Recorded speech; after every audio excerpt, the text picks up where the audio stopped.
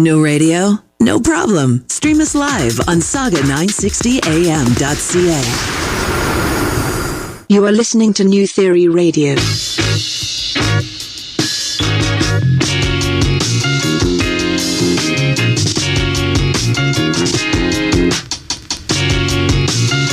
Hello and welcome to another edition of New Theory Radio, here live on News Talk Saga 960 AM.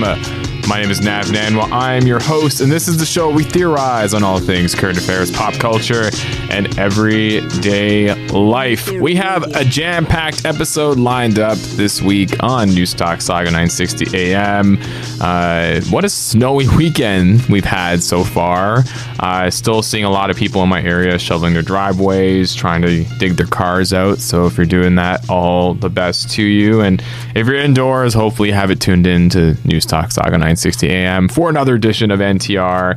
And this week, we're going to be talking about a number of different topics, but I'm going to be joined by two really good friends of mine. I'm going to have first, he's actually a guy that I used to work with in the corporate world, and now he's not only dabbling in the arts world when it comes to being an aspiring actor, he's also working in the cannabis world, and it's my buddy Basam Alesayi. He'll be joining us a little later to talk about a few things, and then with him will be someone who's no stranger to New Theory Radio. She is another good friend of mine, somebody who's very well involved in the entrepreneur/influencer community within Toronto and the GTA. It is my homie Nataleigh Ballantyne, who's actually the creator of a women's empowerment tarot card called Women TO, and she's going to be talking about that as well. And both of these lovely individuals are going to be talking to me about a bunch of different topics. Sorry, I can't speak this afternoon for some reason.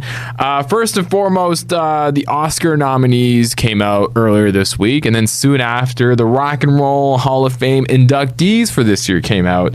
And there's some similarities with both. The Oscars, again, are under scrutiny because there isn't a lot of diversity being shown across its various nominees within its various categories. You know, you have no female representation in the Best Director category.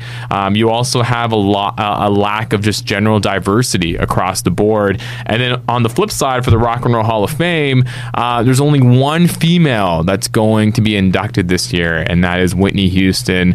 And I want to get both Basam and Nataleigh to talk about that with me, because it seems like this is the same old story repeating itself when it comes to these types of institutions, and the fact that a lot of minorities, a lot of different groups, a lot of misrepresented individuals, even a lot of females, if you want to be very specific, are just not getting their due when it comes to equal representation across the board when it comes to these accolades. So I am going to get both Basam and Nataleigh to chime in on that.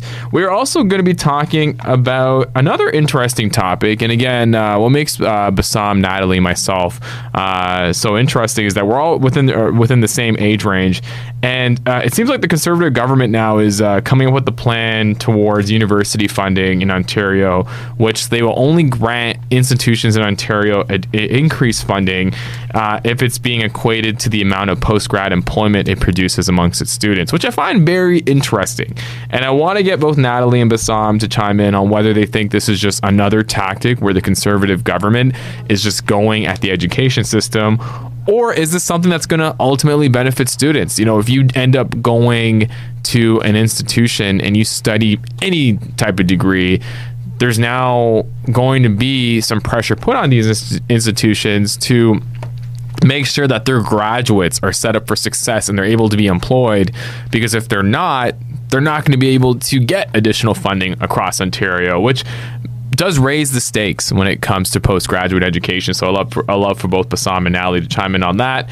And then, if we have some time, we are also going to be talking about two different topics. One, the Blue Jays actually have made a big announcement yesterday at their little winter media schmooze or winter fan fest, where they're going to be reverting back to their classic blue jersey. So #NewBlue was trending on Twitter yesterday, and it seems like there's like this big nostalgia movement taking place in sports. Not only do you have the Blue Jays reverting back to a classic blue color, you see the Toronto Raptors this year celebrating their 25th anniversary with the awesome white old school jersey. You even had the Memphis Grizzlies rocking the Vancouver old school Grizzlies jersey, which to me is my favorite sports kit of all time. And I think it's kind of funny that the Memphis Grizzlies are wearing a jersey that says Vancouver, but they're not playing any games in Vancouver. You would think that if they're going to pay homage to Vancouver, they do at least one exhibition game there, but they didn't. And I want to get their take on this whole nostalgia movement and whether it's something to maybe increase merch sales. Is this a tactic where current merchandise isn't on par? Who really knows? And then we're also going to be talking a little later with representatives from the Sultans of String, as they're going to be doing a show in February with the Mississauga Symphony Orchestra. And we're going to have two individuals in studio that are going to be joining me to talk about this in more detail. We're going to have Chris Mckhool from the Sultans of String, as well as Dennis Mastromonoco as well, who is the lead maestro for the Mississauga Symphony Orchestra, and that's going to be a wonderful show coming up in February. A jam-packed edition of New Theory Radio. We are going to take a quick commercial break, and when we come back, we are going to get things started with my homies Basam and Nataleigh here on Newstalk Saga 960.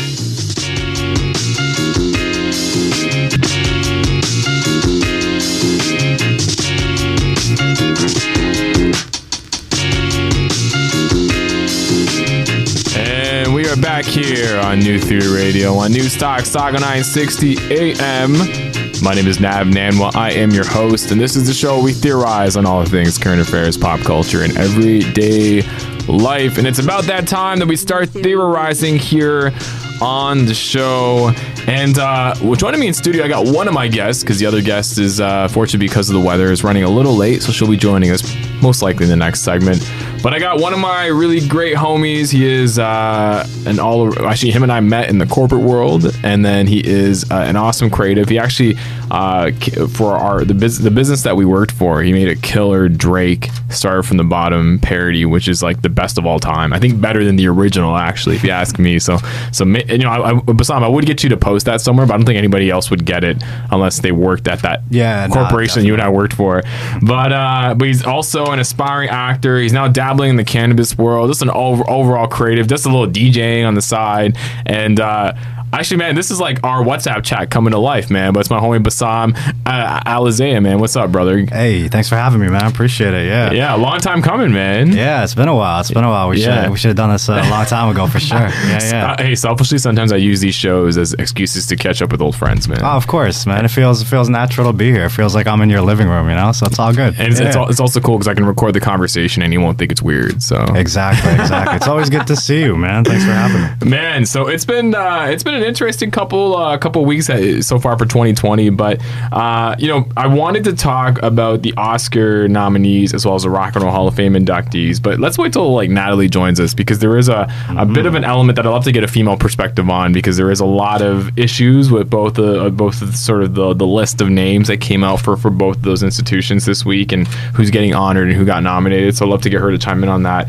But I wanted to talk to you, man, about did you see the news yesterday with the Toronto Blue Jays and how they're going to be going back to their light blue color for this season? Yeah, that was pretty cool. I saw the video when they were kind of unveiling it, and I was most impressed with the musical choices. I love that Weekend song, by the way. So when the whole team came out with the blue colors, I was like, oh, they made it really epic. Yeah. But I love the blue, man. It looks incredible. That powder blue looks real nice. And what's interesting about that too, man, and you're also a big Raptors fan like I am, just seeing all these teams go back to their original colors, their original logos, all that jazz. Like, it seems like the nostalgia wave, not only in fashion, has hit not just hip hop, but it's hit basketball, it's hit sports in general, and I feel like everyone's just obsessed with going back to what works.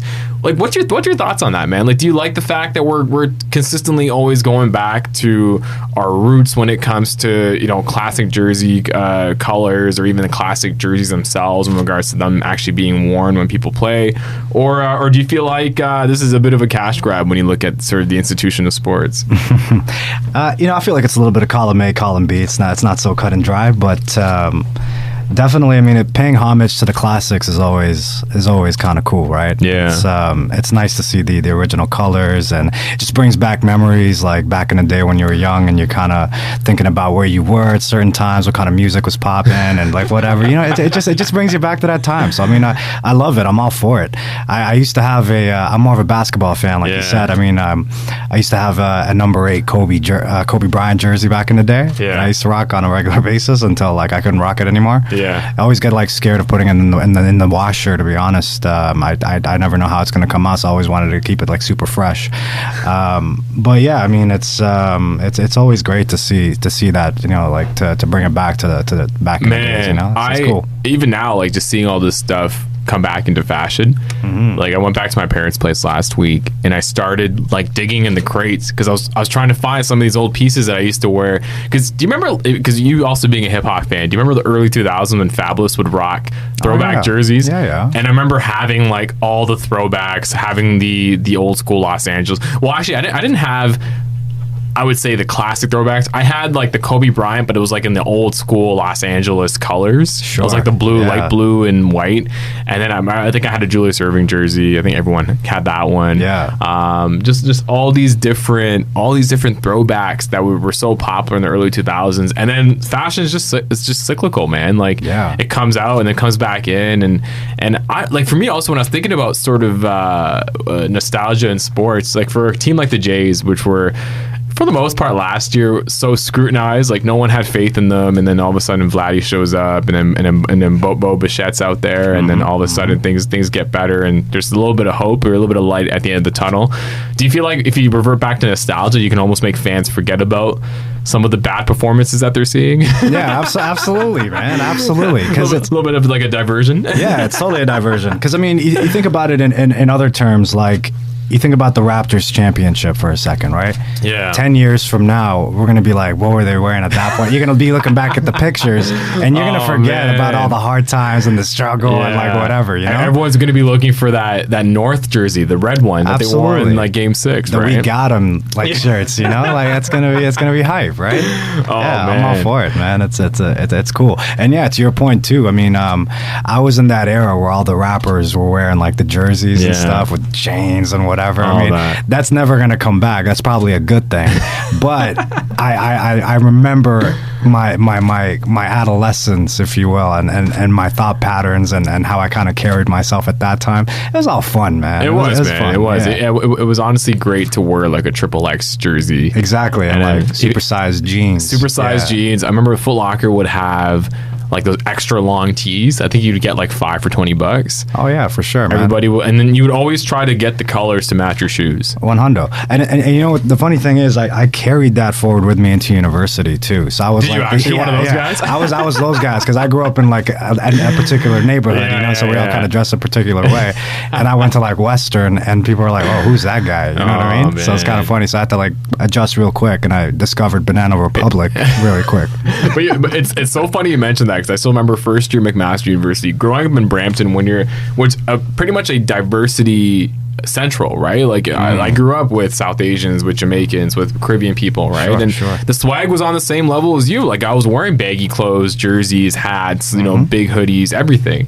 And I remember first year Frosh Week being in Hamilton and seeing people from small towns, or seeing, for lack of a better term, seeing a lot more non-brown people, like not like non-black people, like seeing more white people, right? And not really being used to that because of the fact that I grew up in Brampton. There was a big high immigration population there, but as weird as it sounded, man, when you would see someone decked out in what we called streetwear back in the day, you automatically built that connection. Like one of my buddies, Toby, I think we became friends because I noticed that he was rocking like a gigantic jersey and like a do-rag, and I was like, hey, this guy knows what's up. And then he was from Brampton, and it was a rap. Yeah, exactly. Yeah, and we're still friends to this day because we're like, hey, I know you know me, we're all dressed the same way. Same thing, man. The first set of friends I made in university, they kind of gravitated towards the same thing. They understood. They're like, oh, I know where that guy's from, you know? Yeah. So it was kind of interesting, but you grow up eventually. You definitely do, man.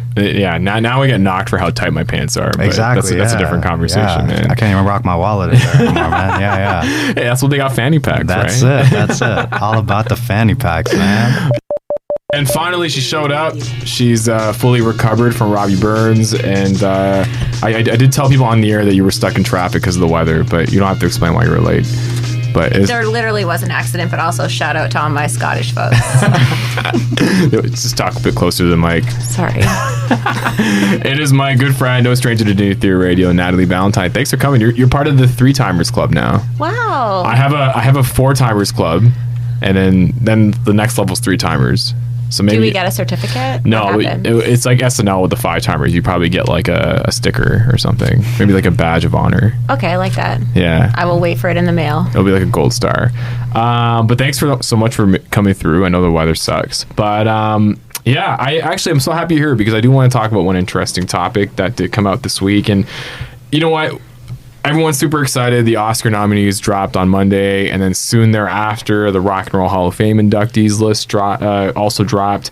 It seems like when it comes to these types of institutions, it's the same old story when it comes to lack of representation, lack of diversity. If you look at the Oscars, outside of sort of the female categories, not much female representation in the main ones, and like no female director for best director, nothing like that. And then when you look at the Rock and Roll Hall of Fame inductees, sure, they're recognizing hip hop by inducting Biggie, which is sick, but Whitney Houston's the only female going in, which is she's great, but there was a list of people that they could have chose from, like Pat Benatar, right? So would love to get both your thoughts on this, because I feel like since I've been doing the show now for about a year and a half, I think I did talk about this last year when the Oscars came out, and I feel like I do talk about this a lot when it comes to other types of institutions that are built around recognizing the best of the best, is that there's this constant problem around diversity and inclusion. So, Nataleigh, let's begin with you, because you did start actually a tarot card business. Now, is it called Women TO? Yep. Okay, I thought I was butchering it, because no, you're right. Okay, cool, awesome. And you started that as a way to sort of put emphasis on female creators in the city, right? 100%. So, what our idea was that if you don't make a top 30 under 30 list, you're like, there's all these platforms to be recognized, but there are so many more women specifically who are doing amazing work in all types of fields. So I created a tarot deck that has their photo on it. They each represent a card.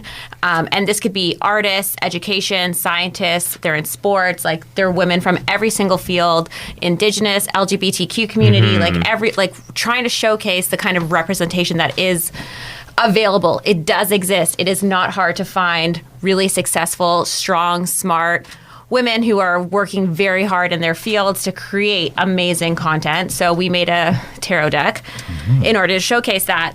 And really it was so that other people could see themselves, because in terms of representation, when we, talking about diversity, it is very important that you can visibly see yourself in these fields. On a card, you can see yourself winning an award. You can see someone who looks like you accepting an award in science, in arts. So for the Oscars, it's like, how much longer do we need to go with the same people getting recognized for doing the same thing? Like, even if you look at the best supporting actor category, and I know that's different, but it's a pretty stacked category. You got Tom Hanks, Brad Pitt, Al Pacino, Joe Pesci, somebody else that's a heavyweight in there as well. Anthony Hopkins. Yeah, Anthony Hopkins. Right. Like, these are legends in the game. But, no love was shown to like a Sterling K. Brown, because I watched a movie called Waves and he killed it. Cool. But it's one thing to stack a category with names that have been big for the last 30, 40 years. But man, I just feel like we keep reverting back. Basam, you actually have done some acting. It's something that I know you're definitely interested in.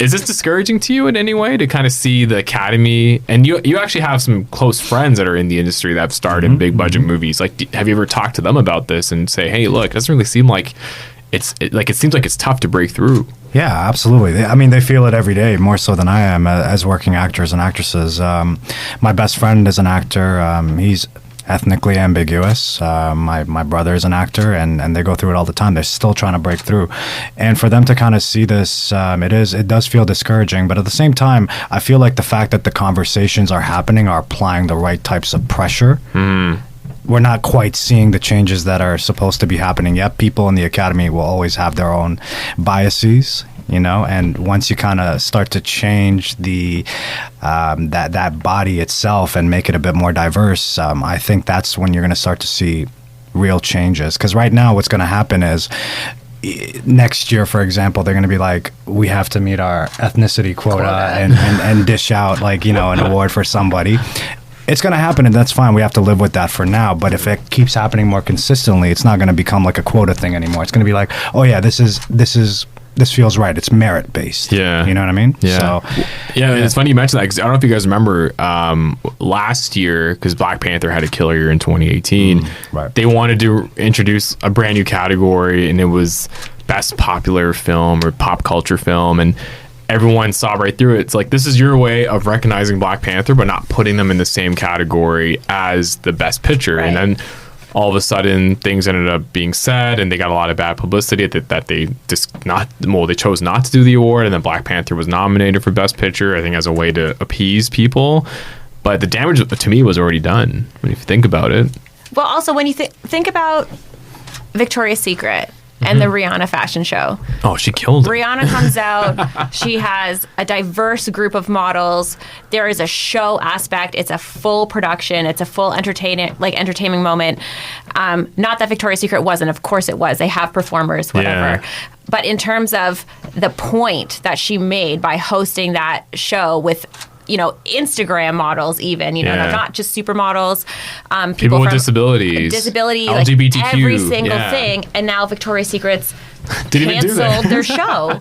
So I don't know what it's going to take for the Oscars. There's no way that the boardroom of the Academy, whatever, you know, listen, I'm not privileged enough to know what goes on in these conversations, but however the Academy comes to these decisions, there's no way that there's not one person in that room who's saying we have to make a change in how we are going about this. Yeah. And I think it just must be so difficult for anything, such a legacy, traditional, I'm going to say boys club, because I'm assuming that's how it started, who are making these decisions about what movies get to go through, what content is, you know, really worth awarding. Mm-hmm. I'm sure there are so many people who are kind of in that same room saying we need to do something about this, but it's just that they're so perhaps afraid of like just putting themselves out there and saying, you're right, these films are better. Like, have you seen, that movie that was nominated, but it's... I'll pull it up right now. Like for Best Picture? No, maybe. Anyways, it's in a different language. And Parasite. Yes. Sorry. Thank you. Oh my goodness.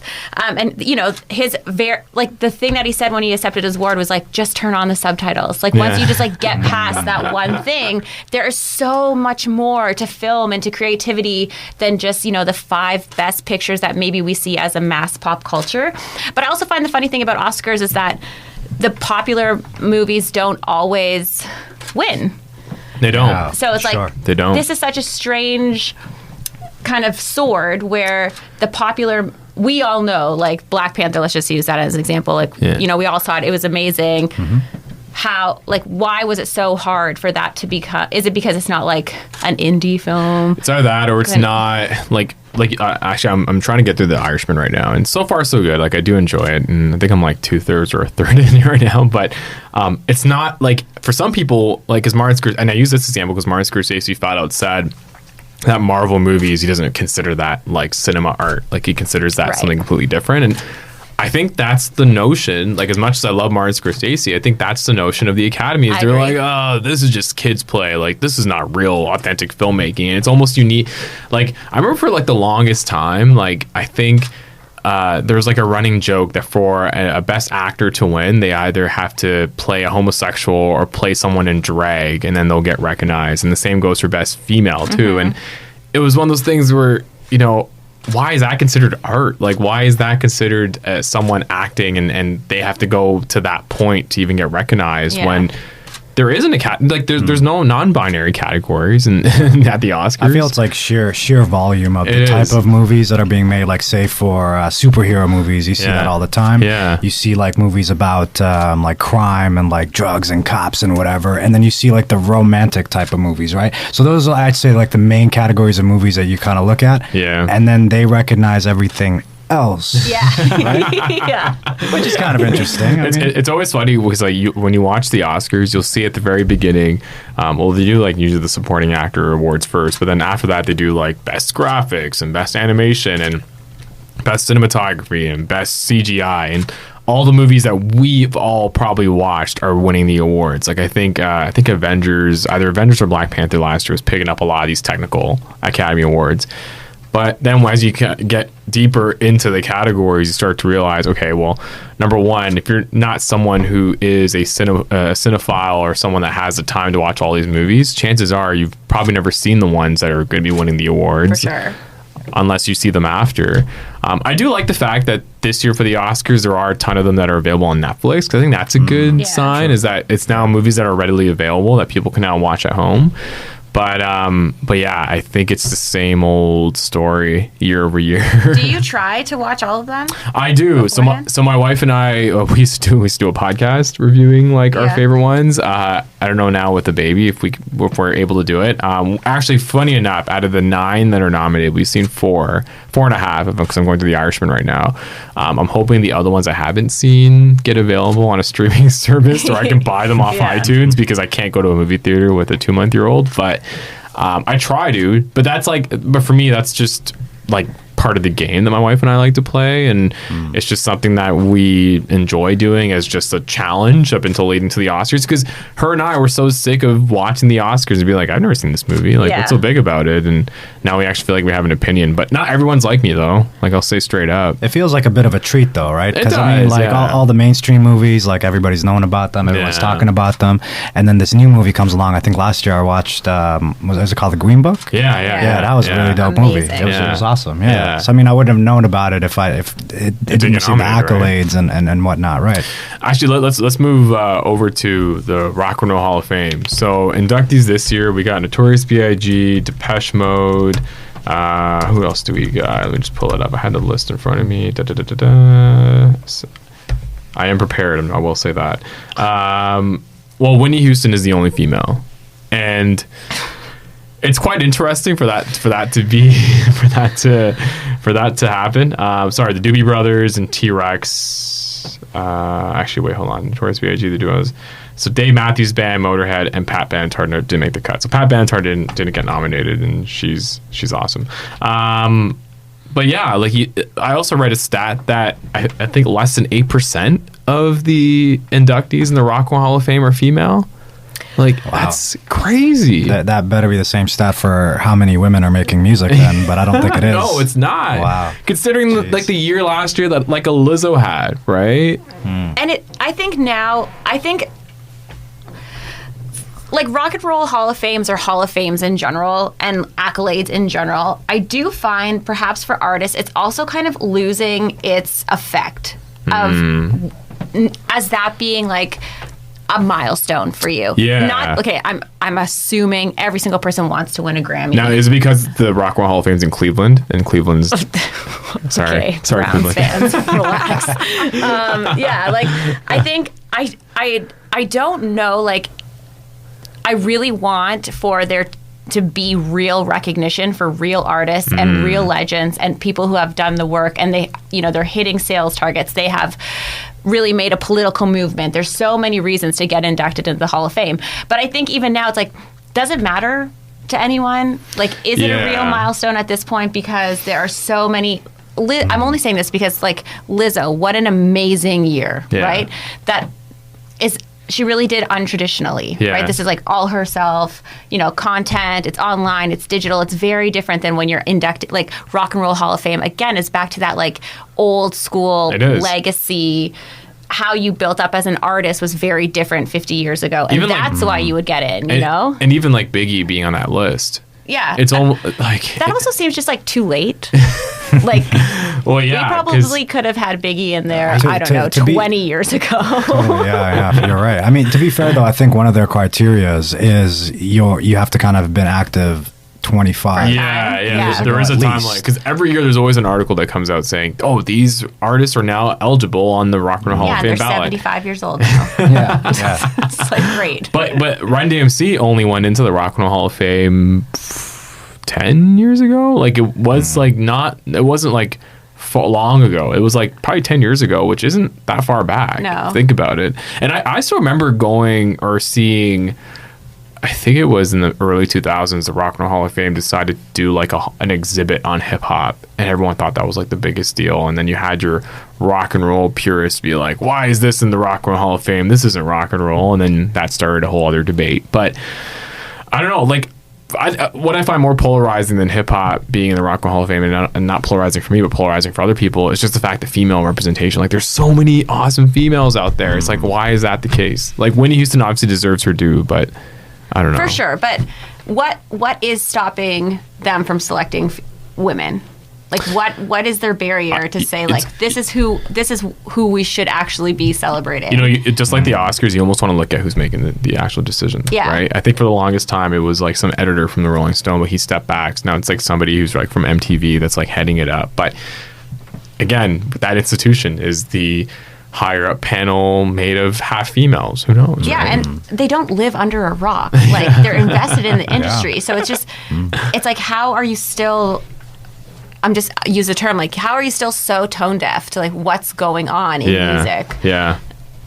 To just be fighting, like, what's the fight that you're fighting here? I don't know. For what reason are you still battling against putting women forward for their actual achievements? It's not, Yeah. Well, the one argument that some people do make is if you want to base it on quality, and you rack up sort of the quality of submissions, the quality of artists, and you put them all on the same playing field, is it like the jury's problem that there wasn't work that kind of matched up to work that was actually really good? Like, some people say, you know what, because like some people make the argument when it comes to the Oscars is, sure, we can have a rule saying there needs to be one female represented in each category. But what if the female work that was put out there just wasn't the best? Like, are you doing yourself a disservice in regards to just recognizing anybody in that category, or actually choosing the best? Like, that's. I just think though that it wouldn't be the case. Yeah. It wouldn't. If you're saying like putting one in every category, there is no doubt that you will have a high quality representation to be honored in that category. Okay, so one thing I do want to talk about is all three of us are in and around the same age. And an interesting piece that I saw in the Toronto Star that I wanted to address here on the show is something around the Ford government looking at university funding and it being tied to what graduates earn. And what I find interesting about this is, number one, we do know sort of the impact the Conservative government is currently having on teachers in the province. There's a strike that's going to be happening for a day early next week. The city of Brampton has already come out and said that, anyone that's having issues with taking care of their kids, they'll step in, they'll help out and provide some day camps and all that jazz. And, it seems like tensions are at an all-time high. But now it seems that the Tories are trying to put the onus on Ontario colleges and universities and to see how they measure up. And, obviously for colleges and universities to level up and to be able to provide better services for their students, they're going to need funding. And some of that funding needs to also come outside of the tuition that students are paying, and to prevent higher tuition rates, because we all know how high tuition is nowadays. I think they want to leverage the Ontario government, but it looks like the Conservative government is coming up with some type of algorithm or some type of plan where the funding that a university gets is dependent on how much their graduates earn and get employed after graduation, which I find super interesting. One thing I'll share about my own personal experience, don't get me wrong, I love my alma mater. Like, I think I had a lot of great times both at Mac for both my undergrad and my MBA. But when you graduate from an undergraduate program, the onus is really just put on you to figure out what your career is going to be. And as much as there's career services opportunities at these different institutions, I feel like there isn't a lot of support given to grads when they leave. And that's where I find this conversation to be the most interesting, is if the institution is obliged now to make sure that their students, regardless of the degree that they get, they need to be employed. Otherwise, our institution is no longer going to be getting the funding. Do you see that as a negative? I don't know. Basam, let's start with you because you went to Western, right? Sorry, I don't mean to blurt out your LinkedIn here on the air. No, it's all good. Yeah, shout out to Western. But how would you kind of describe the situation, and like how do you feel about it? Like, are you for this type of scenario?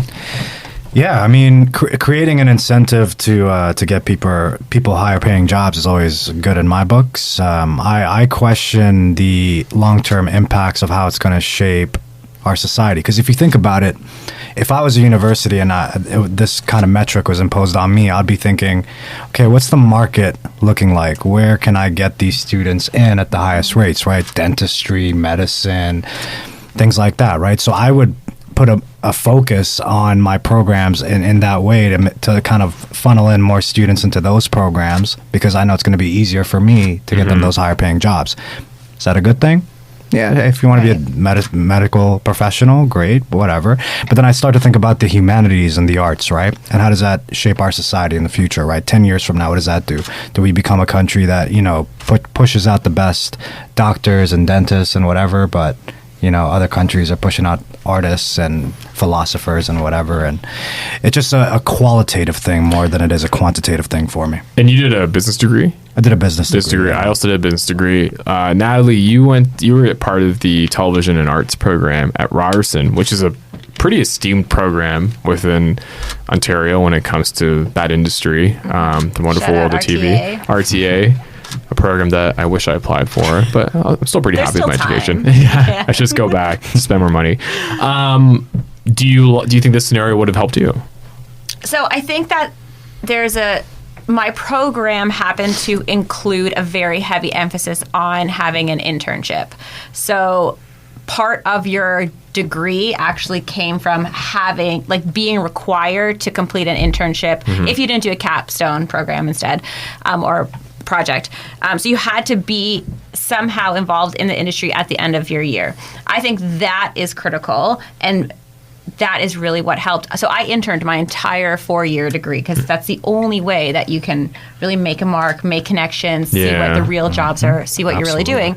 But I think for sure, if the option is that for RTA to get more funding, if they prove how many students are successful in the field, then the program itself will of course increase, and then it's more in demand. But then there aren't that many roles available for something like that, right? That's true too. I wanted to be a Much Music VJ. Me too. Then look at us now. But now I'm on Saga 960 AM and I love it. We're ruling. Let's go. But it's like there's only so many VJs. There's only so many producers. There's only so much funding in Canadian arts, in Canadian film and television. It's not just the school. But I think on the flip side, to your point, in terms of what's kind of popular, I think universities right now have high competition in tech boot camps. People go to university still, they come out of that, and then they go into a 12-week incentive at a boot camp that could be like Brain Station, or Juno. They do this 12-week program. Now they understand the fundamentals of coding. They get like a UI UX job, and that pays really well. We know right now standards for that are really high. The pay is really high.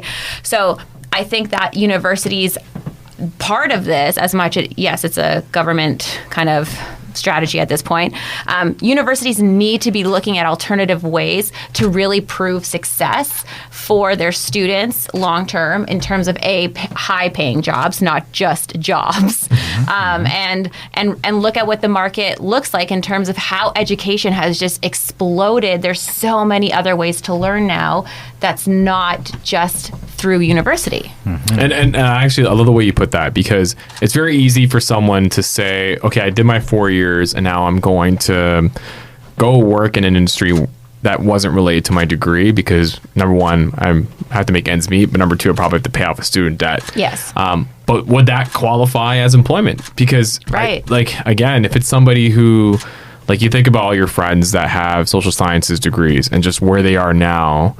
Some of them I know are in business. Some of them did a total career detour. Some of them, ended up getting, jobs that are more academic focused, whether it's, at other universities or even as a teacher. But again, if somebody who studies sociology ends up graduating and then they become a recruiter, should that count towards an institution's funding algorithm? because technically that student is still employed. Right. Is the ratio just employed? Yeah. Not in the field that you studied. Yeah. Which I think, let's use education as an example. Like for teachers, it's interesting to me that there are so many people who still go to teachers college when there aren't that many jobs available in the GTA. I would say obviously you can move across Canada, worldwide it's different, but I just mean, if you're going to Ryerson or wherever, then you go do your teaching degree and then you try and get a full-time position in the GTA is like you're a substitute teacher for like 4 years trying to break in. Does that count? Like a part-time option? Yeah, it's so interesting when you look at those statistics. They're like how the employment rates are for going to a certain school. They'll tell you every single field is above like 85%. Right. With dentistry being 100% for sure, for whatever reason. But I mean, it's kind of interesting in that sense. Like I kind of question and challenge those numbers. I don't believe that everybody gets a job like 6 months after they graduate. I graduated in 2009. Like the whole market was like tanking, so I had to like just take a step back, and I ended up working in a call center and playing poker to pay my OSAP back. So I mean, that's how things shape out for some people, right? And it takes longer. And technically, with you playing poker, and if you're making a consistent income, that can be considered your job. Right. Yeah, like, I know, I actually know some people that I did my MBA with that after their undergrad, they were amazing at poker. They played at the professional level in Vegas, and it was able to fund their education, like to fund their master's degree. So like technically that's their job. Well, right? And what if you're a content, like let's just use influencers since that's my actual job. Since that's your jam. It's like if you are making your own money as an entrepreneur, as a content creator, like, and then you got a degree, does that count towards our statistics, even though it's like your own content creation? You're the brand. You're the one who created this opportunity for yourself.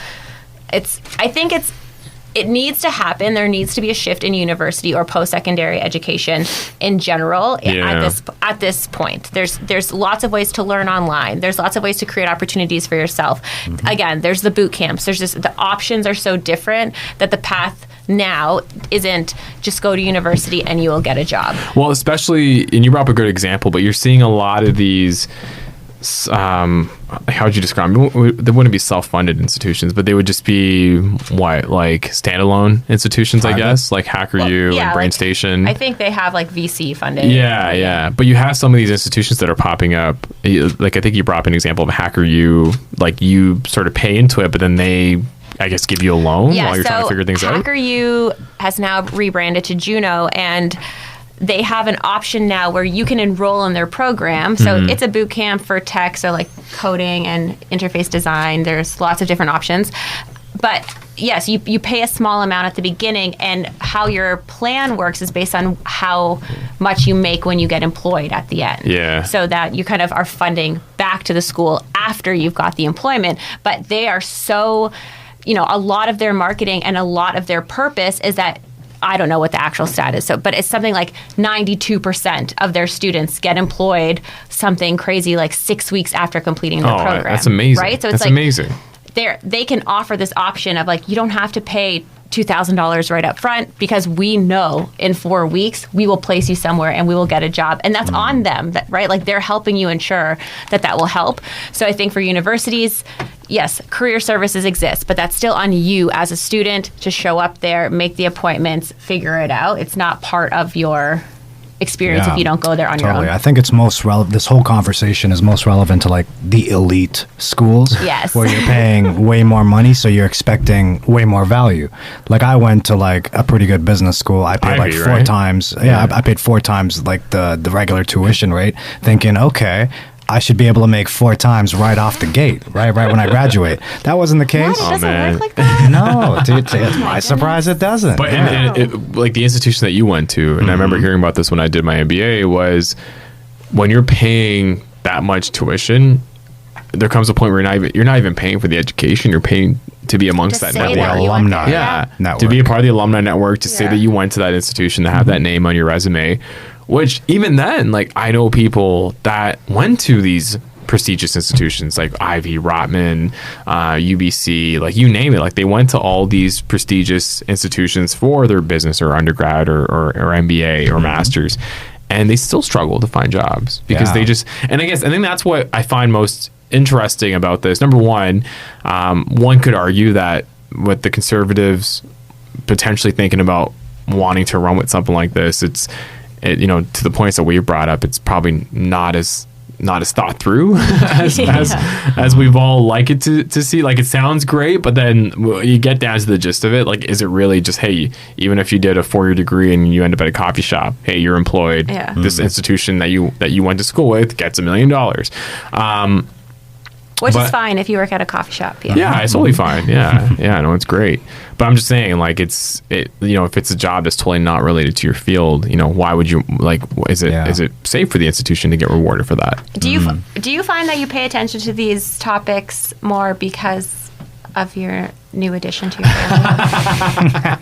Yeah, a little bit. I guess so. I guess when like, it's funny because I went to Mac for everything. My wife went to Mac for everything. So I'm hoping my daughter goes to Mac for everything. I think it just makes sense. Adorable. But then again, I also know the struggles that my wife and I had coming out of the institution. And I'm not going to hate on McMaster. I'm a marauder for life. But sometimes, like, I don't know, like, and I'm hoping, to the point you brought up earlier, I'm hoping education does get disrupted. I think it's about time. It's about time it gets disrupted. We had Ryerson University on last week to talk about their digital zone network, and I think that's the type of disruption that we need to see, like more media zones, more art entertainment zones, more of these zones that foster thinking versus sitting in an lecture hall and trying to write notes and then trying to study and pull an all-nighter like the night before your 80% exam, right? Like I think that type of thing needs to just go away.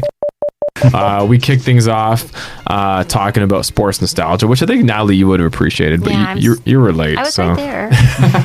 You should just turn on the mic and just say your piece. Well, actually, but you're a Jays fan, right? I am. Yes. Are you excited about the new blue? They are nice, but not what I was expecting. Yeah. I have a classic new blue jersey that's like not the one with the buttons, just like the little... The pullover. The pullover. That's the best. I was hoping for. Yeah. I think we all were.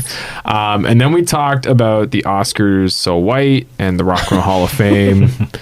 Not female, which was interesting. And then we had a deep conversation around postgraduate education and whether university funding should be dependent on the amount of grads that graduate.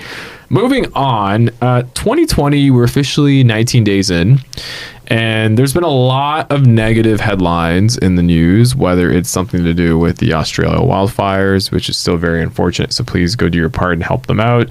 All the bad things that have been going on in Iran, courtesy of the U.S. Obviously the flight that went down a few weeks ago has impacted a lot of people here within Canada, and just a whole bunch of other things. Like I'm looking right now at SCP-24, and there's crews battling a fire in Hamilton. There's a lot of negative news, like every day, like a shooting, a fire, just something bad going on. And it's very hard to shield yourself from it. And with January already being a tough month for a lot of people, I stumbled upon another interesting column in the Globe and Mail, and it talked about how a lot of young Canadians flat out have said that the amount of negative headlines that they've been seeing in the news is actually having a really bad effect on their mental health. And I want to talk to both of you about that and just chime in and get a gauge as to whether you guys agree or disagree. Like, it just seems like when you are already feeling in a down place because of the colder weather, the shorter days, and then you turn on the news and you think World War III is about to go down, it could really have an impact on how you try to live your life. So now let's begin with you. Like, how are you feeling at this moment? And are you surprised to hear that there's a lot of young Canadians that are feeling like the negative headlines are getting to them? I'm not surprised at all. I think that we are lucky enough to start to have stronger conversations, around mental health in general. Mm-hmm. So I think that more people are willing to talk about how they're feeling. But I think part of, it's really great. We have social media. There's lots of platforms to be connected. But I think that constant connectivity of always knowing what's going on, and it's, a lot of the time, you're curating your own feed. So let's say my Twitter is heavily populated with things in terms of the news and politics. So it is kind of like a downer every day. Or even back to our other topics, a another year a female director is not nominated. Yeah. There's so much negativity that I'm not surprised that people are affected, because I also feel that as our generation, I would say, we, and actually most generations and the younger generation, you really feel like you want to do something to make a difference. And it feels like there are so many options. There's so many things you can do, and yet there's nothing you can do at the same time. And I think that's part of what the effect is that we are bombarded with negative messages, but the actions that we can take are hard to kind of narrow down to do something about it. Like, yes, please donate if you are able to for the Australia fires. That's something, there's an actual actionable step that we can take. But in terms of the plane, there's so much mourning and so much grief around that. And it's like, I would, I'd love to hug somebody. That's kind of what I can do. And so I think that a lot of the pain point is like, how can I actually make a difference? And then that's overwhelming, thinking about how to make the action that you can't make the action. And then there's a huge snowstorm. So now you're stuck inside just watching Netflix instead of doing something. It's true, because, when you think about, and I think the really sad thing about the Iran flight that went down and impacted 63 Canadians or 62. And again, it's horrible, and condolences out to the families, is, there's already, I think, amongst our generation, a feeling of uncertainty, a feeling of anxiety. Like, it's very easy to, live your life and be like, am I going to be around tomorrow? Or like, is my life like going in the right path? Like, there's always these constant questions that you ask, that when you turn on the news and you see, the U.S. is attacking Iran, and then all of a sudden there's like World War III trending on Twitter, and then out of the blue you see a flight get hit by a missile accidentally, and then people in the country get affected. And like, actually, like, there's people in my close network that knew people that were getting affected, and that's like what makes it really close to home. And it's very easy to have, like, start to be anxious and start to wonder, like, wow, like, is the world actually coming to an end? And I don't know, like, it's one of those things, like, as someone in media and even just kind of watching the news, like, you would almost hope that the news now will work extra harder to provide some positive news or some positive dialogue, because again, it doesn't help that when you try to escape with like music and film, there's underlying issues within those industries. The representation of what's happening. I don't know. Basam, what are your thoughts, man? Yeah, I think a lot of it is driven by just our leadership, you know what I mean? It's a lot of the stuff that's happening in Iran, obviously, courtesy of the U.S., like you said. The whole political system is just like, everything's becoming so like nationalist, and like very much borders and Brexit and all this and that, trade wars. So it makes you kind of, as a young person, kind of makes you lose faith in like the political system. And you almost think, is there even a point in voting when like a lot of the stuff that we're trying to achieve as the people, like nothing gets kind of passed in legislation or anything. Like, it's like a third to like 50% of what the people want gets like actually actioned on. So it's a bit disappointing, and I think there needs to be a lot of like activism. Like, who's that one girl, what's her name, Greta? Greta. Yeah, she shout out to her, man. I mean, just like talking about climate change and things like that. We need like more younger people kind of unifying, getting together to kind of almost inspire people to get into leadership positions, to actually make meaningful changes and start dealing with things differently. Because this whole political system, particularly in the U.S., to be honest, I follow the U.S. political system, unfortunately, more than I do the Canadian, which I should, so guilty of that. I'm sure there's a lot of people that do that. Don't worry. For sure. It's way sexier over there. It's like reality TV, right? It's insane. Hey, Trudeau did grow a beard, so yeah, it's officially part of Beard Gang. It's part of Beard Gang, right? So, but yeah, Greta Thunberg, you mentioned her, but there's even people going at her. Like, it's crazy. Like, people are just people in leadership who are going at her, which is just really unnecessary. Like, I can't. It's also, I think that's, if you just, look at the political divide, I think we're also at a real difficult time where it's hard to have open conversations. It truly is. And, it's hard to say, everyone is really just yes or no. Like, you're on your stance. You're going to die on that hill. Like, if you believe in climate change or not. There's no I find right now where it's so tense to have just an open conversation, to listen to somebody else's point of view, understand where they're coming from, go through their facts, their statistics, see how they're feeling about whatever their issue is that they care about. And I think it is great that we have platforms like social media that can really push out the positive side of things. But I also think when you're talking about media, traditional media, kind of taking your responsibility and putting through positive stories, I think what's really interesting is that most local or community-focused stations or platforms, they have always been the ones who have covered more of the positive things that are happening. And now it's like national broadcasters need to take take an example from the local community who's really highlighting the good things that are happening in their area. And that would make a difference in kind of changing the landscape of what we're talking about and getting the positivity out there and seeing how people are really taking action on the things that may be worrisome as of right now. And I'm glad you bring that up, because I think being someone who's been in local media now for 6 or 7 years, like previously at Rogers TV, now at Saga 960, like I remember when I was at Rogers, people would hit me up being like, you know what, like sometimes I do turn on Rogers TV to see what's going on, but I like it when you have someone on there promoting their local event or local fundraiser, or having a politician talk about how they're going to be fixing the local area and make sure that there's more opportunities available.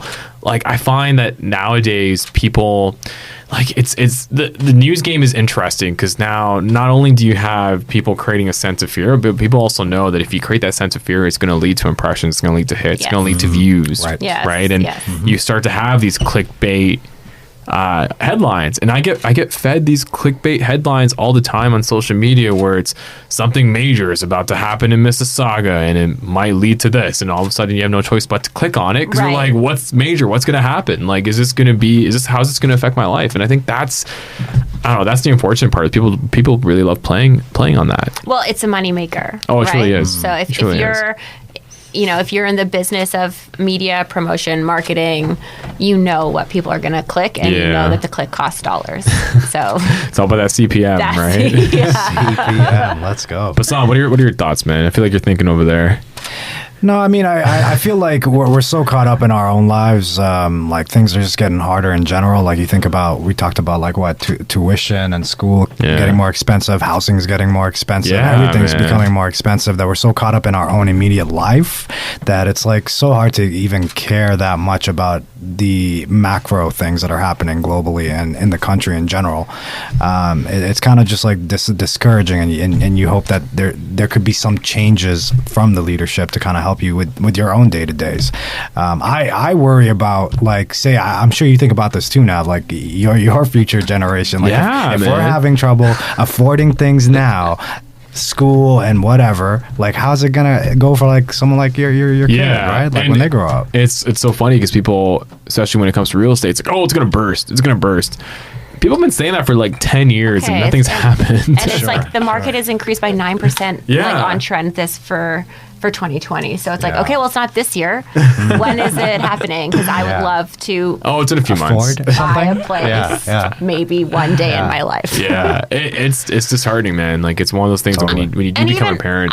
It doesn't even have to be, I think, something so elaborate as World War III trending. Literally just the thought of how will I afford to purchase a home is enough stress to leave me in bed all day. I never mind what's happening in the news. Like, so yes, having January blues, having really hard headlines to deal with, having just to deal with the realities of affording things in today's day and age. And you know what? It's a lot of people are counting on an inheritance now at this point, and especially considering like we got to take care of our parents too at some point. You know what I mean? So some shout out Rick and Ruth. Please leave there me you go. Something. At some point, some people are fortunate enough to have parents who've done kind of well for themselves, and they're going to be able to take care of themselves. But other people are not in that position. No, man, they're not. So it's like, beyond taking care of your own immediate family, like your parents too, it just adds more to like we just talked about this in terms of being a breadwinner in your family. It's not only about being the breadwinner for like you and your immediate partner. Now it's you're the breadwinner in terms of you're responsible for your mom and dad because now you have more money, let's say, or whatever. Your income is coming in higher than theirs. So now your responsibility isn't even just you and then perhaps you and somebody if you decide to, but it's like, okay, well, also how do I factor in Rick and Ruth? That's my parents. And what am I going to do? Like, how will I manage that? Think about your own retirement. It's like, are you going to be able to even afford to retire here close to your friends and family? Like, my parents right now, they're like, see you later. We're going to Ecuador because it's way cheaper there. Our money's going to go a little longer. We'll see you probably next year. Yes. But you're going to see these... Can I go with them? Yeah, exactly. Exactly. But you're going to see these decisions being made where they're going to start to look at the value of their dollar and where they can maximize it. And I find that to be so interesting, man, because even now, there's this notion of always paying it forward, but if you don't have enough money to do that, to take care of yourself, how does that happen? And it's scary. One thing I do want to kind of close the topic off on is Nataleigh, you mentioned that people need to have conversations more around this. How would you recommend that? Being that you've worked for different youth organizations, you mentioned Junior Achievement Canada, which, again, I had the opportunity, thanks to you, to go and meet some of these kids. And, they're some of the most brightest kids in the world. They're very excited about life. But, fast forward, 5 or 6 years later and seeing World War III trending on Twitter, how is a person like that feeling, right? I think that you have to create... You really do have to create a space where people feel okay to have these conversations. So let's say it is a youth group. Let's say, it's a place that people can go and know that that's going to be the conversation. Because obviously, listen, I'm very close to my parents. So we talk about literally everything. Everyone doesn't have that relationship. So it's about creating communities and creating platforms and creating spaces where people feel they are safe to go to open up about how they feel, as well as talk about what the action steps they can do, what can be next. And if you are in a position, like all three of us, we have the option to, let's say, like, be a part of a program where we can help mentor someone, right? Like we're in a position that we can help bring up the next generation or bring somebody up. And I think that would be, your first step is like you as an individual have the opportunity to put that on someone and help them. Amazing. Basam, any final thoughts, man, before we close this segment off? Yeah, just more conversations. I'm aligned with what Nataleig's saying. It's something that it's not necessarily monetary in some instances. You can always inspire someone. Like for someone like me, inspiring people through art and uplifting people in that way, it's like my life calling, and I hope to continue to do it. So amazing. Love to kind of be here and have more conversations like that. So thanks for having me. Hey man, conversations are needed, and I'm so happy you guys were here to talk about some very deep topics. If people want to connect with either one of you, Nataleigh, what's the best way to connect with you? On Twitter, it's at Nataleigh B, and for our tarot cards on Instagram, it's at women_TO. And then Basam, you're not on social media, man. But... Yeah, I'm a bit of a ghost on social, but you can ask for a business card from him at a networking. Yeah, you can reach me at BA@Cachet, spelled at CXCHET.com. Fancy.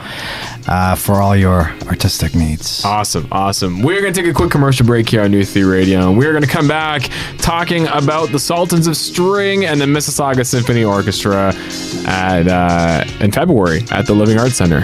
We'll be right back here on New Theory Radio on News Talk Saga 960 AM. And we are back here on New Theory Radio on News Talk Saga 960 AM. My name is Nav Nanwa. I am your host, and this is the show we theorize on all things current affairs, pop culture, and everyday life. Special thanks again to Basam and Nataleigh for joining me earlier. And now it's about that time for our community segment here on New Theory Radio. It's really an opportunity for us to talk about many different things that are taking place in the community, whether it's a cause, whether it's a certain individual doing wonderful things, or in this case, it's an awesome show that's going to be taking place at the Living Arts Center on February 8th. And it's a fantastic show. It's kind of a mashup between two big entities. We have first the Sultans of String, which is a 3-time Juno nominee and Billboard charting energetic and exciting band with talent to burn. They're mixing up different types of music from Celtic to flamenco to gypsy jazz, Arabic, and Cuban rhythms. And then joining them will be the coveted Mississauga Symphony Orchestra, which has been active in Mississauga since 1972, and one of the mainstays, I would say, when it comes to the city of Mississauga and the performing arts here within the local community. And joining me in studio to talk about this in further detail, I have the Maestro of the Mississauga Symphony Orchestra, Mr. Dennis Mastromonoco. Dennis, thanks so much for joining us here. Oh, thanks for having me. Pleasure. Excellent. And then joining us over the phone, I have one of the representatives and one of the lead players for the wonderful Sultans of String. We have Chris Mckhool on the line. Chris, thanks so much for calling in. Oh, thanks for having us. I'm actually a fan of the show. Oh, thank you so much. I appreciate it. I feel like now I've officially made it to one fan, so thank you. Actually, two if you want to count my mom, but thank you so much. I appreciate it. But yeah, super excited to talk about this. We here on New Theory Radio, because I'm the producer and the host of the show, I have a big liking for the local music scene, and I myself am someone who's very in tune with both the Mississauga and Brampton arts and culture scenes per se. And the one thing I will say is the Living Arts Center does a fantastic job in not only just bringing great talent to the city of Mississauga, but bringing a wide array of different sounds to the city of Mississauga. And this is why I find this show to be so appealing, is we have the Sultans of String meeting the Mississauga Symphony Orchestra, and what's bound to be a fantastic night at the Living Arts Center on February 8th. And before we begin, actually, Dennis, let's begin with you. Give us some details on the Mississauga Symphony Orchestra and why it is such a great establishment in the city. Yeah, for sure. The orchestra, almost 50 years old, is a large symphony orchestra. We range members from 90 to 100 plus an incredible 170-piece youth orchestra. Wow, excellent. We do everything from presenting the traditional classic symphonic programs, plus we've expanded into doing pops, movie things like our Star Wars show coming up this spring. Amazing. And of course, opera. We're right in the middle of presenting opera this coming weekend, January 25-28. We're producing La Traviata. So incredible variety for the citizens and audience of Mississauga. And we're all based out of the Living Arts Center. Great home to be in. Oh, yeah. It's a fantastic venue. Definitely one of my favorite places. I've had the honor of hosting a bunch of different events there, and it's always a great time. And, I love the integration with the Sultans. I think it's going to be a fantastic show. And Chris, I'd love for you to kind of provide some background, because I have been privy to some of your work in the past. And what I really love about it is, for anyone that just likes strings in general, you're getting it all when it comes to the work that you and the band put together. But kind of give us some background on the Sultans for someone who's not familiar, and how would you describe the sound, because the sound is very intriguing. Yeah, it's a little bit problematic sometimes to describe it, because we have a little bit of musical ADHD, I think. But we formed myself on violin and Kevin Liberté on guitar a little over a dozen years ago. And playing everything from rumba flamenca from southern Spain, Cuban rhythms, through our Cuban percussionist that performs with us on most shows now, Arabic rhythms from my Lebanese heritage, and of course I play fiddle, so you're going to hear a little bit East Coast fiddling in the band, some gypsy jazz, a little bit of everything. And that to me is where the joy comes in, is having the flexibility to play with all these styles, but also at the same time doing something that's meaningful for me, which is telling great Canadian and global stories through world music. And what is ridiculous about this show coming up is that, a lot of the songs that Kevin and I wrote so many years ago sometimes as spontaneous compositions, just loose jams, and then teasing them into song forms, like taking them to the absolute apex of Western art music and being able to perform with the Mississauga Symphony is really a culmination and a real benchmark for us. Yeah, and that's what makes this collaboration so intriguing. Is one thing I'll say, and Dennis, maybe you can chime in, especially, and I love the fact that you guys have the youth portion of the orchestra as well. That's kind of a part of the entire family. But you look at a music festival like Coachella. Like Hans Zimmer has played Coachella, and you're starting to see a lot more individuals, especially when it comes to the streaming world, actually find interest in these large productions and these large symphonies. Like people are obsessed with movie scores. People are obsessed to go to see shows like the Star Wars show that you're going to be putting on, where people want to see their favorite songs or their favorite themes. And I remember one of the most intriguing things that I did in my undergraduate education was I took a film music course where I actually got to understand the roles of themes, the roles of specific sounds when certain characters would be on the screen. Like there seems to be a very big interest among symphonies. And one thing I'll also mention is I remember last year there was an R&B group called Division that's part of Drake's sort of circle of artists, and they did a show with the Toronto Symphony Orchestra, and it was sold out. And a lot of people in my network had went. Why do you think there's such an interest around sort of orchestra productions? And do you see a bit of a reemergence when it comes to almost like the youth that are now tying themselves into this? Yeah, well, of course, the movie industry is a big part of that. Yeah. Is soundtracks. We've now become used to hearing big symphonic works in the Avengers series or Star Wars. But it's also come to the pop stage. So we're starting to see groups get on stage with a symphony orchestra in the background. Now, whether it's because of a younger generation just being more aware of it or not, the best thing is that they're being exposed to symphonic music. Now, making that transition to classical music, maybe it doesn't always work, which is why we sort of provide a variety of things for the public, and hope that there is a crossover, that people will come see, say, a pop show or a crossover show and get out to see the orchestra doing pure Mozart, Beethoven, Brahms, the traditional things, because that's where it all started. And that's the heart of symphonic music, is with the traditional classical artists. Amazing. And then, Chris, actually, Dennis told me off air that you two have worked together in the past. Well, we just did a show a few months ago in September as part of Culture Days at the Burlington Performing Arts Center, and pretty much the same program. It was so exhilarating because, again, like being able to perform these songs with a full orchestra, it's kind of an unusual pairing because we're playing world music, and the orchestra will often be playing classical music, or sometimes in the pop shows they'll be playing film music, or they'll be playing along with singer-songwriters, that kind of stuff. But it's pretty unusual to hear a symphony perform these world music rhythms, and for me it's really exhilarating because just the amount of texture that an orchestra can provide is mind-blowing, right? You've got all those woodwinds, all the horns. Our arranger does a lot of overwriting in the parts. So she takes her songs and she writes probably 50 different parts, including like an entire world of percussion.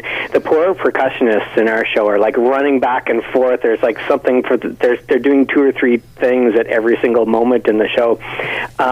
So it's a lot of fun for us. And then we also have special guests that I'm really excited about. We've got Shannon Thunderbird, Tsimshinuller from BC, who now lives in Toronto, and she's going to be singing a new song of ours called "The Power of the Land," and it's a really, I think, a really important song for people to hear at this point in human history, with fires raging around the world and droughts and rising water levels.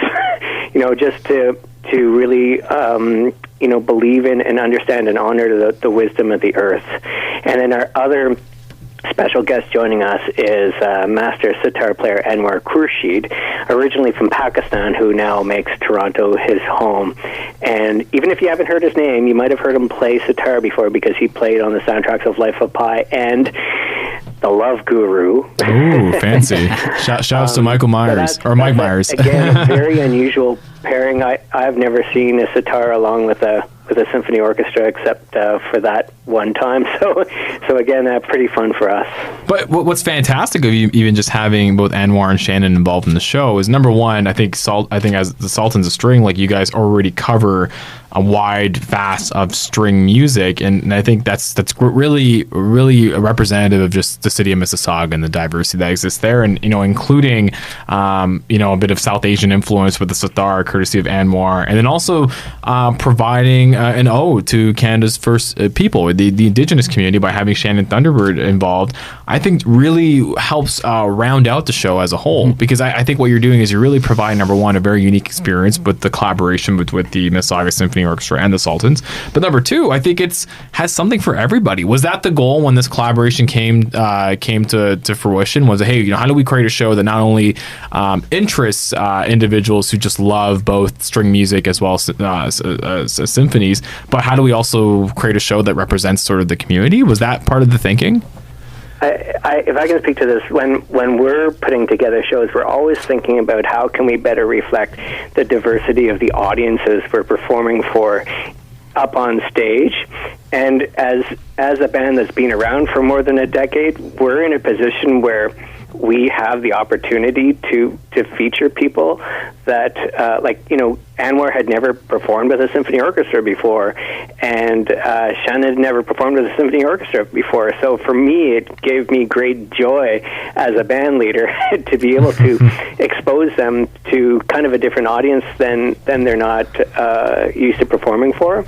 And that's been our experience all along, performing with these two. We did a tour in the UK with Anwar and through northern New York State.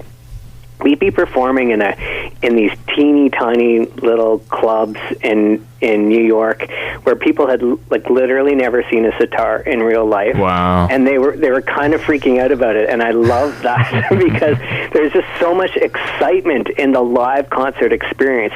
And we talk a lot as musicians about how downloading and Spotify and the new model has kind of decimated record sales, but what can never be downloaded, what can never be replicated, it doesn't matter if you see it on Instagram, it's not the same thing. The live experience is really where it's at, and just the feeling in the room when people experience art that they've never experienced before is palpable. It's really exciting. Yeah, I know. I think, Chris, you explained that very well. And I think, I'm a big live show individual. As much as I'll stream music and really into myself with different artists and genres, I think, the live performance aspect is so crucial for an artist to really be on stage and be able to convey that same emotion. And I think this is a great example of that. Dennis, I think you have some thoughts. Yeah, talking about live experiences, one of the things that we've been trying to get out to the audience in Mississauga is the fact that a live performance needs an audience. Yes. And the communal aspect of it, of spending time together with other people, listening to music as opposed to listening to an MP3 or Spotify. That's been missing for years, of people getting out and spending time together in public. And if we don't keep doing it, we're going to lose a generation to electronic devices. And I think getting out there and sharing moments, experiences together is an amazing thing. I always say, when you're watching a comedy on TV and or at the movies, if you're by yourself and something funny happens, you don't do anything. You don't react. Throw 100 people in the room or a few hundred people in the room and something funny happens and it erupts. Yeah. Right? Like watching a live comedy show. You laugh. And when you're watching great music and great performance like Sultans of String, you feel it. It's fantastic. No, you do. You honestly do. I think that's a great way to put it, Dennis, is, having that experience with other people and being able to take in a piece of art like the show that you guys are putting together on for February 8th, I think is crucial, because I remember watching a comedy on my own and laughing and just feeling weird about it because it's a social type of experience that when you experience it by yourself, you don't really appreciate it as much. It kind of just comes and goes, right? So I think that's a great way to put it. We only have a couple minutes left, and maybe Chris, will begin with you. Considering the impressive resume that the Sultans of String has, what can someone expect when it comes to your collaboration with the Symphony Orchestra? What's going to be the same in regards to how you guys normally bring it to a performance, and what's going to be some of the differences? Well, first of all, one of the things that I really like about this show is that we developed it to not be just focused on Sultans of String and have the orchestra play whole notes behind us. Sometimes you see that in the odd pop concert here and there. This is really an equal pairing kind of show where sometimes Sultans of String are taking the focus and sometimes the orchestra is taking the focus, and we just back off. And so it's a really great opportunity for those who are used to going to the symphony, who might be symphony regulars, to see the symphony perform in a totally different way than the masterworks, and those who are fans of world music and roots music, global groove music, you get to hear that style of music performed in a way that you've never heard before too. And if you've never been to the Living Arts Center, if you've never heard the MSO, you're in for a real treat, because it's a spectacular hall and a fantastic orchestra. So really one of the jewels in the golden horseshoe. So yeah, this is going to be a great show. Amazing. And Dennis, how would you describe the experience that people are going to be taking in on February 8th? Yeah, actually, I'm going to agree with everything Chris said, because really, a great orchestra, and we're not a tiny group, right? We're throwing up as a giant orchestra on stage with a great group in front of us, and the Living Arts Center's got a wonderful hall, great technicians and technical staff that make it look and sound great. Yeah. Great professionals behind the scenes, and the variety of music and the sound of both groups together should make any audience member of all walks of life, whether they come from the liking pop music, classical music, crossover, world music, I think they'll all love it. Yeah, amazing. And I just want people to know that these types of shows are the kinds of shows that you would see in a place like downtown Toronto or somewhere else, like in a major city urban center. But we're getting it close to home in Mississauga, so there's no excuse for people not to come out, especially if you're someone who's at Square One and you're doing your shopping. Like, go pop over across the street, go to the Living Arts Center. These are quality shows that the Living Arts Center is putting on, and I just want people to know, this is without the downtown Toronto hassle that a lot of people complain about. Is parking, this, that. We got free parking, by the way, and it's heated underground. That's amazing. That's amazing, especially with the weather nowadays. I think that's super important. That's a great selling point within itself. I want to thank the both of you guys for joining us here. If people want to learn more about the show, let's start with you, Chris. People want to learn more about the show, but also want to follow what the Sultans of String are doing. What's the best way for them to connect? Well, Sultans of String in any form, on the website, on the tour page, Instagram, Twitter, Facebook, all that jazz.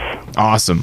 And then Dennis, likewise, I know this is just one of the major shows that the Mississauga Symphony Orchestra has coming up. If anybody wants to connect with you or the symphony, what's the best way? MississaugaSymphony.ca. Check us out on web, Instagram, Twitter, and Facebook. And then tickets are available online, Living Arts Center website. Awesome. Excellent. Well, I want to thank both Dennis and Chris for joining us here on New Theory Radio. Again, go check out the Sultans of String Mississauga Symphony Orchestra show taking place on February 8th at the Living Arts Center. We are going to take a quick commercial break as Jyoti Panu plays Ryan Gertrand's theme song in the back, and we're going to take a quick commercial break. You should leave it. It's okay. I actually like that song. And there'll be more New Theory Radio here on News Talk, Saga 960 AM.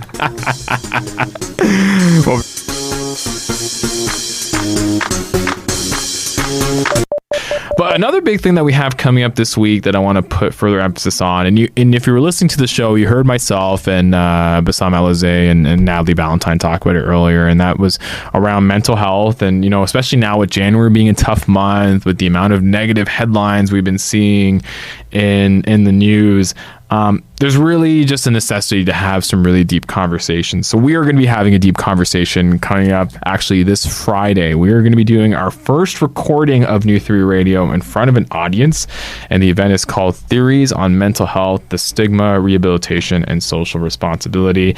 It's a panel discussion / live audience recording of New Theory Radio from the Saga 960 AM studios. And again, it's no secret that January is a tough month for a lot of individuals who face mental health issues. The start of the year can bring colder weather, shorter days, but can also trigger feelings of sadness and self-doubt. And we here at NTR, as well as Saga 960 AM, want to explore this further. So we're going to be doing a special live recording of New Theory Radio from the Saga 960 AM studios. So if you've been here, it'll be taking place right downstairs. And we're going to be diving deep into a lot of different things and topics, and we're going to be theorizing on a whole bunch of different aspects of mental health. We're going to talk about the stigma associated with mental health, not just within ourselves and within our friend circles, but within our communities. We're also going to be talking about various coping mechanisms that people utilize to help them get through some of their mental health issues, and then also the role that companies and institutions are currently playing to promote conversations around the issue. Now, it's no secret that Bell Let's Talk is going to be taking place in about 2 weeks. But there's other organizations and institutions that are also sparking the conversation. So we're going to have an open conversation about that. Joining me for this episode that we'll be recording, we'll have someone who's no stranger to New Theory Radio. He is a rapper and educator. He's my homie Noise. Amrit Thung will be joining us to share some of his perspective. We're also going to have the CEO of Ease Up, the organizing experts, Lindsay Wyson, someone who has appeared on City Line numerous times, and I've had the opportunity to MC with her a couple of different events in the community. My good friend Kira McNeil, who's a graphic designer, will be joining us as well. Karandeep Gill, who is a mental health advocate and also works with a wonderful group called Soch.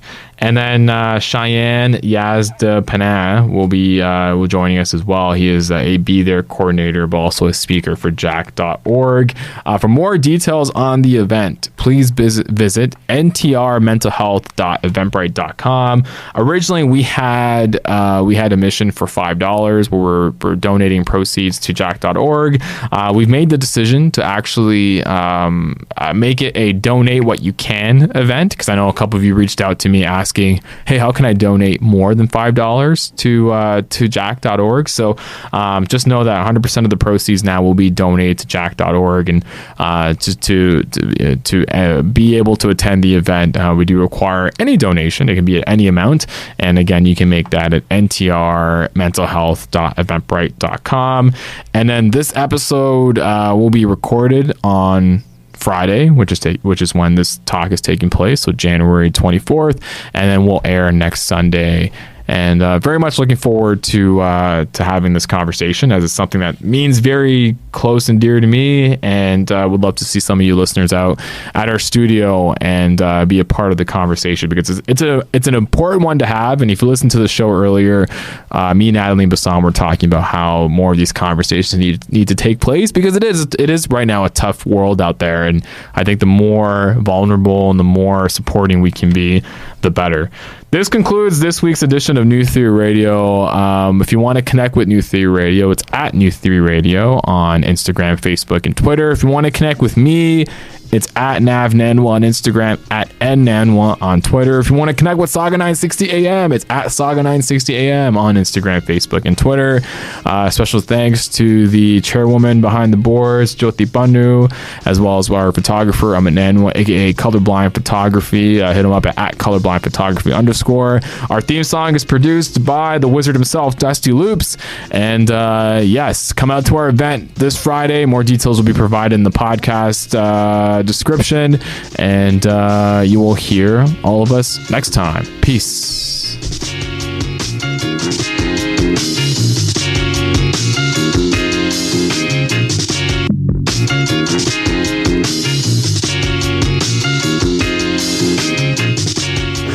Missed part of the show or the whole show? Go to saga960am.ca to find the podcast.